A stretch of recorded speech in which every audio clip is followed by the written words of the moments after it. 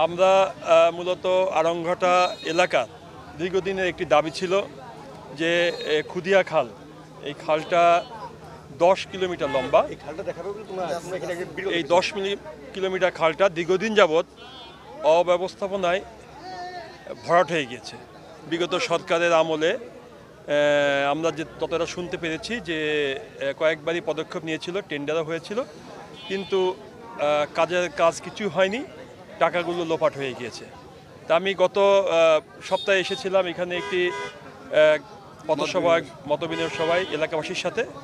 তাদের দাবি ছিল এই খালটা পুনঃখনন করে জনগণের উপকারী একটা খালে পরিণত করতে, যার মাধ্যমে জনগণ যাতে উপকার পায় এবং এই খালটা বর্ষাকালে ভরাট হয়ে গেলে এই গ্রামবাসী প্লাবিত হয়ে যায়।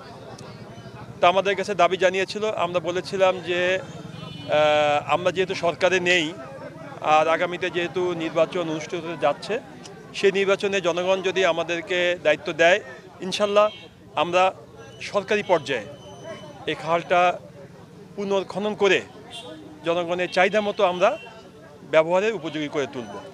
যেহেতু 10 কিলোমিটার লম্বা অনেক বড় খাল এবং এই খালের দুই পাশে অনেক বসতি আছে, সেই বসতিদের কথা বিবেচনা করে খালের উপরে কয়েকটি কালভার্ট নির্মাণ করতে হবে। সুতরাং এটি আমাদের দলের পক্ষে সম্ভব নয়, এটি সরকারের পক্ষে সম্ভব। তারপরেও আমরা উদ্যোগ নিয়েছি, আমাদের স্বেচ্ছাসেবক দল আছেন, এখানে গ্রামবাসী আছেন, তাদের সহযোগিতায় আমরা যে উদ্যোগটা নিয়েছি সেটি হলো এই খালটা আমরা পরিষ্কার করব এবং যতটা সম্ভব ব্যবহারের উপযোগী করে গড়ে তুলব। কারণ এখানে যাতে বর্ষাকালে পানি জমে প্লাবিত না হয় আর মশা যাতে এখানে বাসা বাঁধতে না পারে। আপনারা দেখেছেন অতিমাত্রায় ডেঙ্গুর প্রভাব বেড়েছে, মশা নিধনও এই প্রকল্পের একটি অংশ। সেই প্রকল্পের অংশ হিসেবে আমরা খালটা পরিষ্কার করার উদ্যোগ নিয়েছি আমাদের দলের উদ্যোগে এবং গ্রামবাসীকে সাথে নিয়ে। আমরা ইনশাল্লাহ আজকে উদ্বোধন করছি। অচিরেই আমরা খালটা যতটা সম্ভব আমরা পরিষ্কার করতে সক্ষম হব গ্রামবাসীকে সাথে নিয়ে। এটা গ্রামবাসীদের দীর্ঘদিনের একটি চাওয়া পাওয়া। আমরা দলের পক্ষ থেকে যতটা সম্ভব গ্রামবাসীকে সাথে নিয়ে তাদের চাওয়া পাওয়াটাকে আমরা পূরণ করতে সক্ষম হব। পাশাপাশি আপনারা জানেন এই খাল দিয়ে একসময় অনেক লোক যাতায়াত করত নৌকা দিয়ে, ট্রলার দিয়ে। এখন হয়তোবা আমরা ওই পর্যায়ে নিতে পারবো না, কারণ অনেকগুলো কালভার্ট নির্মাণ করতে হবে।